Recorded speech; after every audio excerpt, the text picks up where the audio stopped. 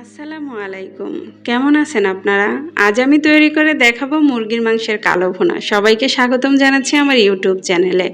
মুরগির মাংসের কালো ভুনা করার জন্য যে মশলাগুলো লাগবে তা আমি জানাচ্ছি। তার আগে একটা কথা, যারা গরু মাংস বেশি একটা পছন্দ করে না তাদের জন্য এই কালো ভুনাটা সবচেয়ে বেস্ট খাবার। তো চলুন তাহলে দেখি। আমি 2 টুকরা জয়ত্রী নিয়েছি এবং একটা কালো এলাচ নিয়েছি, 4 টুকরা সবুজ এলাচ নিয়েছি, 3টা শুকনা মরিচ নিয়েছি, 2 টুকরা কি 3 টুকরার মতো দারুচিনি নিয়েছি, কিছু গোলমরিচ নিয়েছি, জয়ফল নিয়েছি 5 ভাগের 1 ভাগ। সবগুলো মশলা আমি একসাথে ভেজে নেব। তো মশলাগুলো ভাজা হয়ে গেলে আমি এগুলো পাটায় বেটে নেব। তা আপনাদের ব্লেন্ডার থাকলে আপনারা ব্লেন্ডার করে নিতে পারেন, সমস্যা নাই। তারপর আমি কয়েক টুকরো কাঁচা মরিচ ভেজে নেব। মরিচগুলো ভাজা হয়ে গেলে আমি এগুলো পাটায় বেটে নেব। আসলে কাঁচামরিচ ভাজার উদ্দেশ্য হচ্ছে কাঁচামরিচটা ভেজে মাংসতে দিয়ে দিলে মাংসের স্বাদটা বেড়ে যায়। তো বন্ধুরা, আমি চুলায় একটা প্যান বসিয়েছিলাম। সেই প্যানের মধ্যে আমি কতগুলো তেল দিয়েছিলাম। তেলগুলো দেওয়ার পরে আমি সেই তেলের মধ্যে পেঁয়াজ বেরেস্তা ভেজে নিয়েছিলাম। তো ভেজে নেওয়ার পরে আমার তেলটা যে অবশিষ্ট ছিল সেই তেলের মধ্যে আমি এখন মাংসগুলো দিয়ে দেবো। মাংসগুলো আমি আলাদাভাবে হলুদ এবং লবণ মাখিয়ে রেখেছিলাম। রাখার পর আমি সেই তেলের মধ্যে এখন মাংসগুলো দিয়ে দিলাম। দেওয়ার পরে মাংসগুলো আমি ভালো করে ভেজে নেব। যখন একটু বাদামি কালার বা লালচে কালার হয়ে যাবে তখন আমি মাংসগুলো তুলে নেব।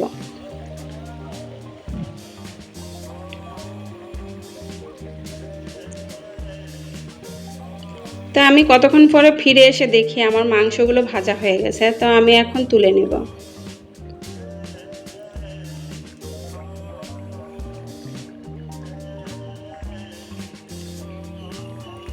তো মাংস ভাজা উঠানোর পরে যে তেলটা অবশিষ্ট থাকে সেই তেলের মধ্যে আমি কিছু পেঁয়াজ এবং যেই মরিচটা ভেজে রেখেছিলাম কাঁচামরিচ, সেই মরিচ আর পেঁয়াজ একসাথে থেতো করে নিয়েছি।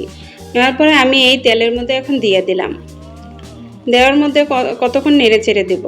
দেওয়ার পরে তা আমি কয়েক টুকরো আস্ত রসুন, পেঁয়াজটা যখন ভাজা হয়ে যায় হালকা তখন আমি কয়েক টুকরো আস্ত রসুন দিয়ে দেব। তো সেই রসুনও আমি ভেজে নেব। চুলার আঁচটা একটু কমিয়ে দিবেন।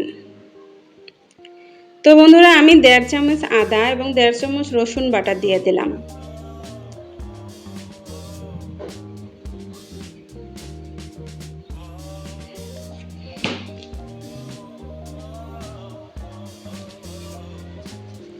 তো আমি 2 টুকরা তেজপাতা দিয়ে দিলাম।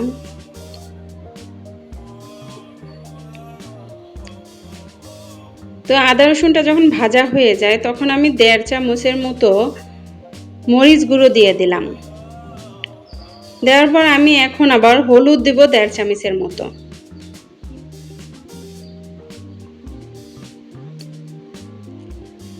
হলুদ দিয়ে দিলাম। দিয়ে আমি কতক্ষণ নাড়তে থাকবো।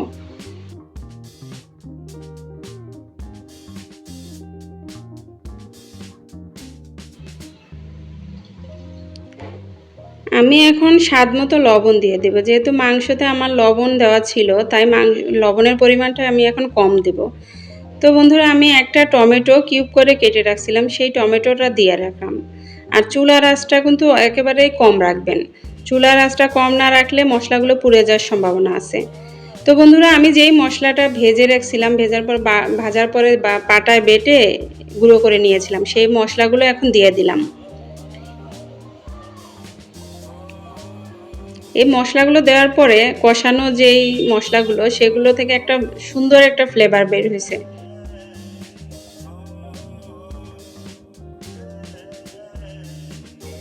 তো বন্ধুরা, আমি অল্প পরিমাণে কিছু দুধ নিয়ে সেই দুধটাকে লেবু দিয়ে ভিজিয়ে রেখেছিলাম আধা ঘন্টার মতো। তারপর দইয়ে পরিণত হচ্ছে, সেই দইটা আমি এইখানে দিয়ে দিলাম। তো আমি সবগুলো একসাথে নেড়ে চেড়ে রেখে কষাতে থাকবো।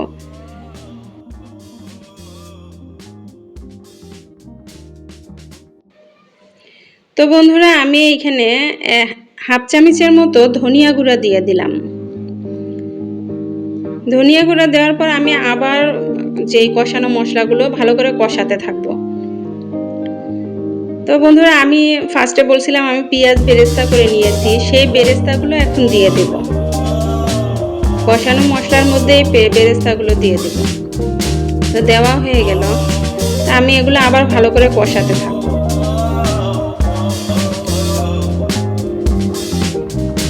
1 থেকে 1.5 মিনিটের মধ্যে কষালে হবে। 1 থেকে 1.5 মিনিট কষাবো আমি।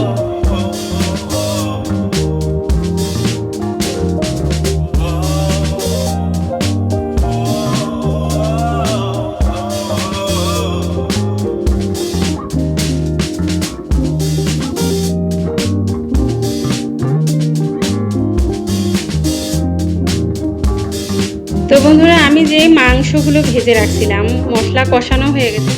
গরম মশলা পাটায় বাটার পর তো পাটাটা আমি অল্প একটু পানি দিয়ে ধুইছিলাম, সেই ধোয়া পানিটা আমি এখানে দিয়ে দিলাম। তো দেওয়ার পর আমি 3 থেকে 4 মিনিট মশলাটা ভালো করে অল্প জাল দিয়ে কষাবো ভালো করে।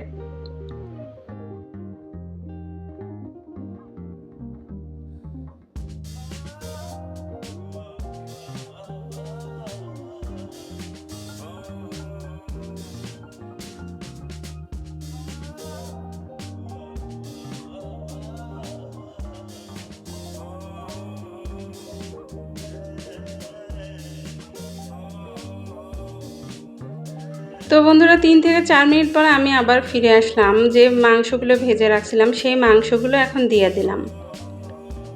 দেওয়ার পর আমি আবার ভালো করে নেড়ে চেড়ে দেব, যে মশলাগুলো মাংসের মধ্যে ভালো করে লেগে যায়।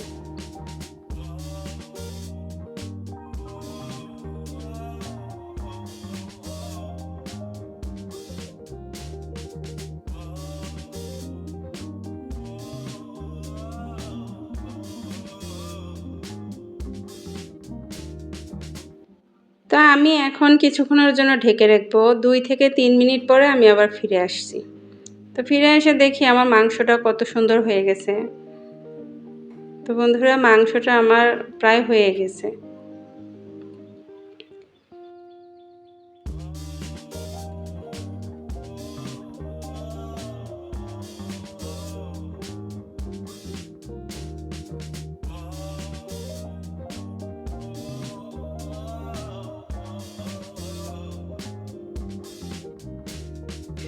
তো চুলার আঁচটা আমি কমিয়ে রেখেছি। 3 থেকে 4 মিনিট পরে আমার মাংসটা হয়ে গেছে।